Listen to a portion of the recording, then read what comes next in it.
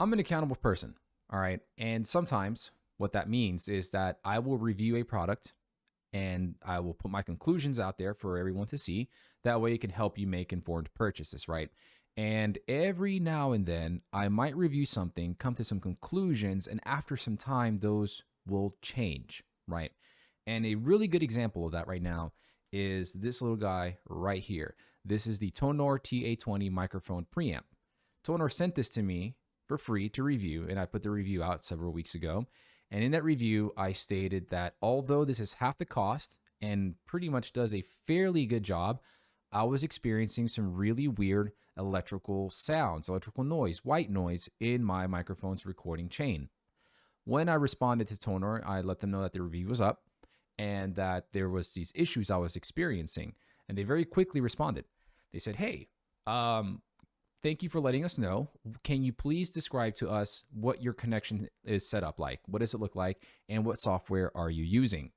I was like, hey, no worries, I got you. So I've got my SM7B plugged into the Tonor TA20, which is plugged into my Elgato Wave XLR, which is plugged into my computer. As far as software is concerned, I use Elgato Wavelink to route all the audio to OBS, which is what I use to record. Within Wavelink, I also have a couple of VST plugins that I use for the microphone, such as Elgato EQ, Elgato Noise Removal, and Reaper Compressor. And that was it. About a week later, they responded and they said, hey, our research team, our testing team tried that whole configuration out. They tried a couple of different things and they were not able to replicate the electrical sounds that you got.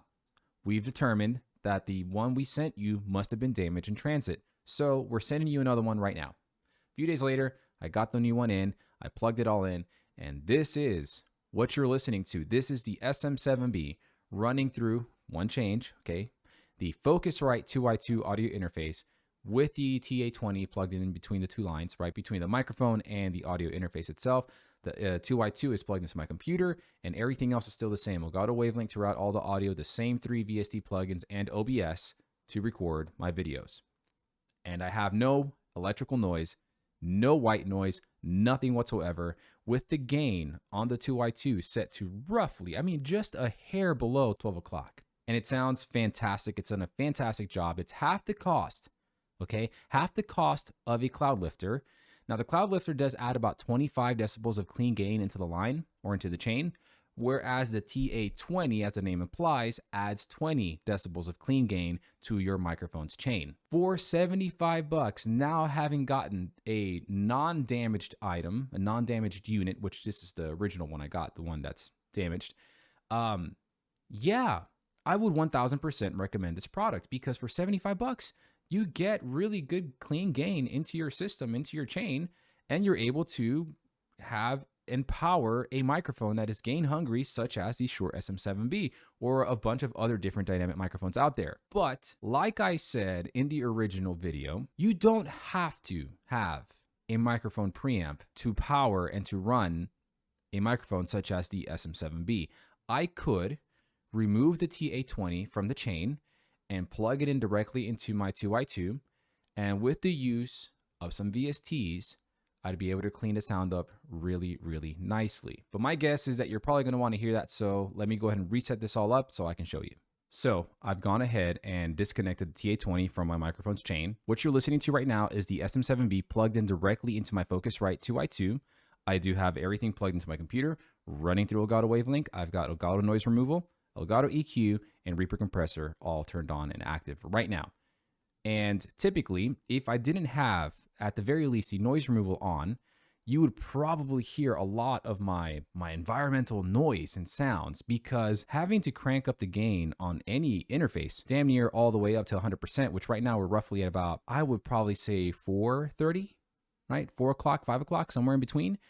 You would hear a whole lot. And as a matter of fact, let's go ahead and see what that sounds like so that you can get an idea of what I mean. Okay, so I turned off the Elgato Noise Removal, so I'm gonna be quiet here for a second just so you can hear what I'm talking about. I might boost this in post just so you can get a really good idea what it sounds like, but I'm gonna be quiet now.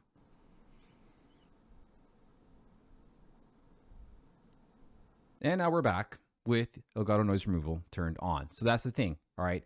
You don't have to have a preamp in your microphone's chain in order to use a microphone such as the SM7B. This little guy, if you feel compelled to buy a microphone preamp for your SM7B, for your RE20, RE320 for your Rode Procaster, any other dynamic microphone that requires a good bit of gain to run, I would skip the Cloud Lifter, as great and as quality of a product as it is, for half the cost, man, and 5 decibels less.